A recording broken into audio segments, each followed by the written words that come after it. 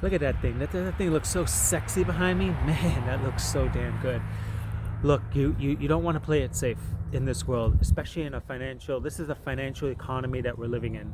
Okay, so playing it safe financially is not going to get you to financial freedom. Look, if you want to make $1 million, yeah, fine. You made $1 million, of course, over the course of 20 years of a history of working. Okay, but your targets are not right. Your targets are wrong. You need to set larger targets. You need to scale up. Okay, the only reason why you don't scale up is because you're scared. You don't want to manage people. You don't want to deal with those headaches. You don't want to deal with payroll. You don't want to deal with accounting. You don't want to deal with hiring and firing of people. And it's your mentality that's holding you back. When I did my first Hawaii Ironman, my mentality was, I'm going to go do that thing. I'm taking that thing down. And I went and I did it. And I didn't just want to do it once. I did it 3 times. Then I did Challenge Raw. Then I broke my records. Okay, same thing with financials, all right? I wanted to increase my income, but my targets were too low. I settled in my income. I said, I'm making good money. You know, I'm making $5,000 a month. My expenses are like 1/4 of that. I got a lot of money just sitting around. I made it, you know? But the problem is that, you know, something comes along and it rattles your cage and you realize, look, I did not make it at all.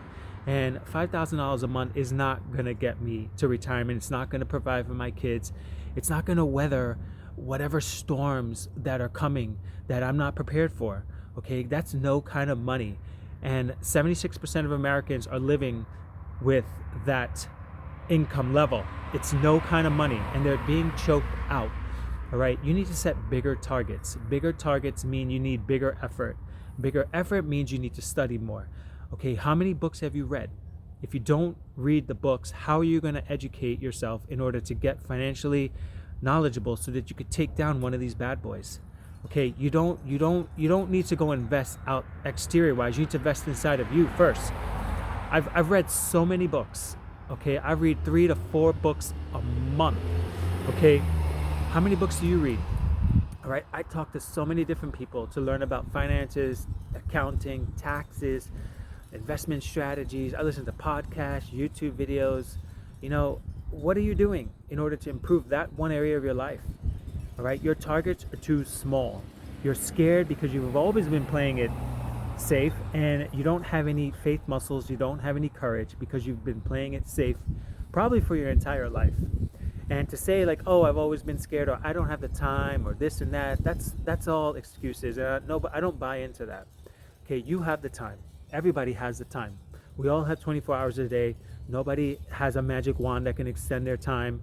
You know, we all have the time. We all need to learn how to use our time better. Okay, so you got to ask yourself, how are you using your time? What goals have you set? What levels of income do you want to have? Do you want to own something like this? Right? Okay. Well, guess what? There are more problems here to manage. Can you handle those problems? Can you handle managing people? Can you solve issues? Can you be resourceful with the resources like the internet and solve issues with this thing? Can you do it? Do you want to do it? Or do you want to live paycheck to paycheck, just barely having enough to pay the bills, right? Picking and choosing, you know, where you're going to send your kids for extracurricular activities because you can't afford everything. Come on, that should hit to the core. Okay, the only reason why you're being held back is you. It's your thinking. Look, my legs didn't grow back. You know, my hand didn't grow back to do the Ironman. My thinking changed. That I can do this.